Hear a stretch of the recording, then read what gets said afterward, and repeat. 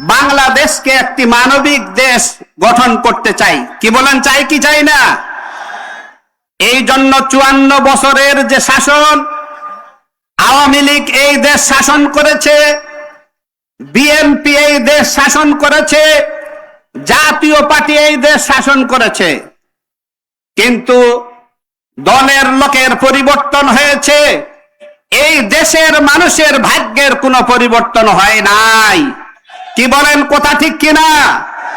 বাংলাদেশ জামাত ইসলামী আগামী 12 তারিখের নির্বাচনে এই দেশের জনগণ যদি জামাত ইসলামীকে এই দেশ পরিচালনার জন্য 10 দলীয় জোটের এমপিদেরকে যদি দেশ পরিচালনার দায়িত্ব প্রদান করেন, তাহলে আমরা ইনশাআল্লাহ এতটুকু বলতে পারি, এই দেশকে আমরা একটা শোষণ মুক্ত, দুর্নীতি মুক্ত, চাঁদাবাজ মুক্ত একটা মানবিক বাংলাদেশ উপহার দিতে পারবো ইনশাআল্লাহ। কি বলেন, কথা ঠিক কিনা?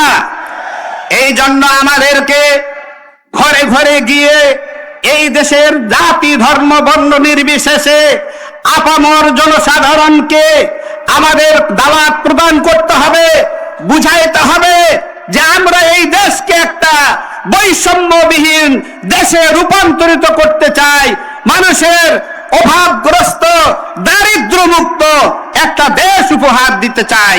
কি বলেন, চাই কি চাই না?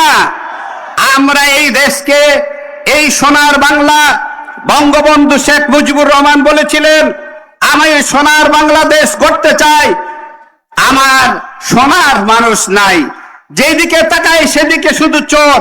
এই জন্য আমরা সমস্ত দুর্নীতি বন্ধ করতে চাই। এই নির্বাচনে যারা নির্বাচনে টাকা দিয়ে, যারা মানুষকে ভয় দেখিয়ে, মানুষকে যারা ভোট চুরি করতে চায়, আমরা সমস্ত সন্ত্রাসের মোকাবেলা করে আমাদের প্রার্থীর জয় ছিনিয়ে আনবো ইনশাআল্লাহ। রাজি আছি আমরা ইনশাআল্লাহ। আমার প্রিয় ভাই সব, আমরা আমাদের আমিরি জামাত বলবেন, সমস্ত কথা বলবেন, এই দেশে বিচার এবং শাসন হবে আইনের শাসন। কোন দলীয় এমপি মন্ত্রী কোন দুর্নীতি করতে পারবে না। জামাত ইসলামের যে কোনো কর্মী বা অন্যান্য 10 দলীয় জোটের যে কোনো নেতা, তাদেরকেও আমরা লক্ষ্য করব, আমরা নিজে কোনো দুর্নীতি করব না, চাঁদাবাজি করব না, ঘুষ খাবো না, ঘুষ দেব না এবং দুর্নীতিও করতে দেব না। কি বলেন, কথা ঠিক কিনা? এই জন্য অতন্ত্র প্রহরীর মতো আমাদেরকে কাজ করতে হবে।